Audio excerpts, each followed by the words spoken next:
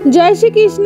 রাধে রাধে বন্ধুরা, তোমরা সবাই কেমন আছো? তো কৃষ্ণ বৃন্দাবনের আরেকটি নতুন ব্লগে তোমাদের সবাইকে জানাই অনেক অনেক স্বাগত।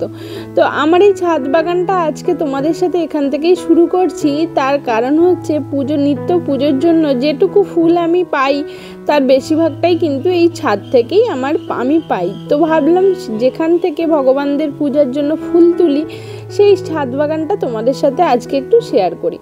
তো এখানে আমার মোটামুটি অনেকগুলোই গাছ আছে, কিন্তু ওই যত্নের অভাবে হয়তো ফুল একটু কমই দেয়।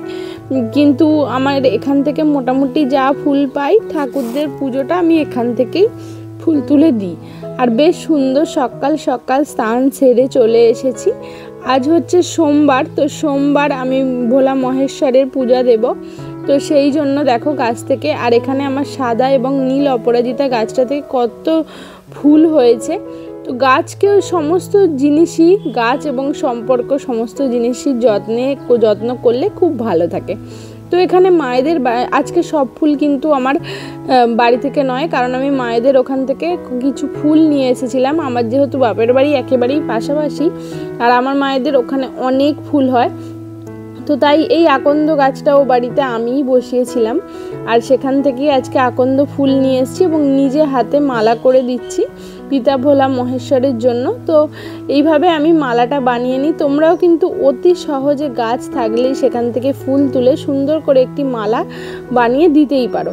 আর নিজে হাতে করে দেয়া যে কোনো জিনিস, সেটা পোশাক হোক, মালা হোক, কিংবা যা কিছু, ভগবান কিন্তু খুবই প্রসন্ন হন বলে আমি মনে করি। কারণ দেখবে আমরা আমাদের জীবনেও কেউ যদি নিজে হাতে করে কিছু বানিয়ে এনে দেয়, সেটার পেতে কত খুশি হয় না? তো দেখো আমার যেহেতু ভোলা মহেশ্বরটা একেবারেই ছোট, তো সেই জন্য আমি ছোট্ট একটা মালা করেছি, আর যেটা দেখতে কত সুন্দর লাগছে। তো চলো, যার জন্য আমি এই মালাটা বানালাম তার আগে স্নানাভিষেকটা সেরে নিই। তো এখানে আমার মালাটা কমপ্লিট হওয়ার পর আমি আগে আমার ভোলা মহেশ্বরের স্নানাভিষেকটা করিয়ে নেব। এবং তার সাথে সাথে এখানে আজকে গাছে অনেক ফুল, মানে আমার গাছেও হয়েছিল এবং মায়েদের ওখান থেকেও নিয়ে এসেছি, তাই অনেক ফুল হয়েছে।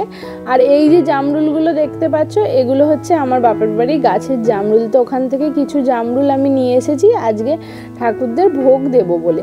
তো সেই জন্য আমি প্রথমে আগে গিয়েছিলাম আজকেও বাড়ি, তো সেখান থেকে ফুল জামরুল নিয়ে এসেছি ঠাকুরদেরকে দেব বলে। চলো এবার আমি স্নানাভিষেকটা সেরে নিই। আর এই যে মূর্তিটা, তোমরা যারা আমার আগের ব্লগ থেকে দেখছো তারা তো জানোই যে আমার একটা ভোলা মহেশ্বরের বিশাল বড় মূর্তি ছিল, কিন্তু সেই মূর্তিটা আমি একেবারেই স্নান করাতে পারতাম না। মানে আমাকে বারবার নাবাতে হতো, ওঠাতে হতো, খুব কষ্ট হতো।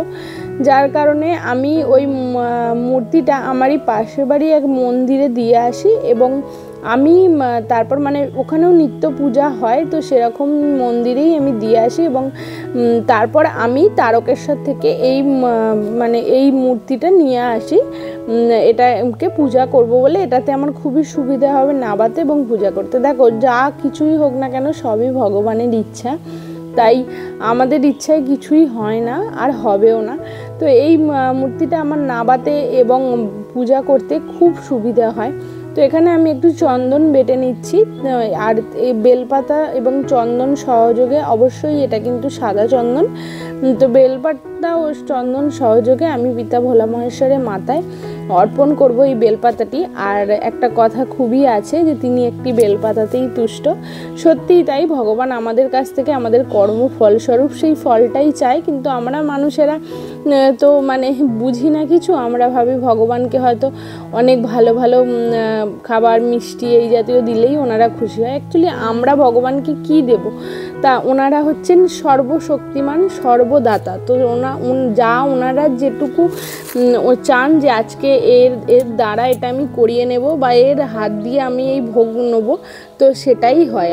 আমাদের ইচ্ছা বলে এই জগতে কিছুই হয় বলে আমার মনে হয় না। তো তোমরাই বলো এই মালাটা পরে ভগবানকে কেমন লাগছে। আর পিতা ভোলা মহেশ্বরকে আমি পিতৃস্বরূপ মানি, তোমাদের সেটা আগেও ভিডিওতে বলেছি। তো দেখো সুন্দর করে এবার আমি আমার সমস্ত ঠাকুরদের সাজিয়ে নেব। আর সাজিয়ে নেওয়ার পর তোমরা বলো কেমন লাগছে। এখানে আমি আমার মা লক্ষ্মীকেও সুন্দর করে সাজিয়ে নিয়েছি। আর এরপর আমার গোটা ঠাকুরঘরটা ঠিক এরকম লাগছে, খুব সুন্দর। আর আজকে লাইটটা তোমরা একটু কম দেখতে পাচ্ছ, তার কারণ হচ্ছে একেবারেই কারেন্ট ছিল না।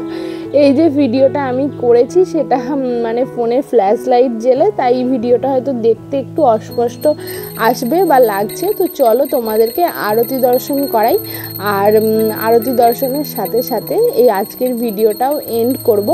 যদি তোমাদের ভিডিওটা কোথাও ভালো লাগে, এতটুকুও ভালো লাগে, মনে হয় যে আমার পাশে থাকা যায়, তাহলে তোমরা ভিডিওটা অবশ্যই লাইক করো, কমেন্ট করো। আমি কিন্তু পরের ভিডিওতে তোমাদের সকলের নাম নিয়ে সেই কমেন্ট পড়ার চেষ্টা করব। আর আশা করি ভালো থেকো। আর দিদি বোন যাই ভাবো না কেন, আমাকে একটু আশীর্বাদ করো যাতে 1000 সাবস্ক্রাইবারটা খুব তাড়াতাড়ি পূর্ণ হয়ে যায়। তো আজ তবে আসি, টাটা।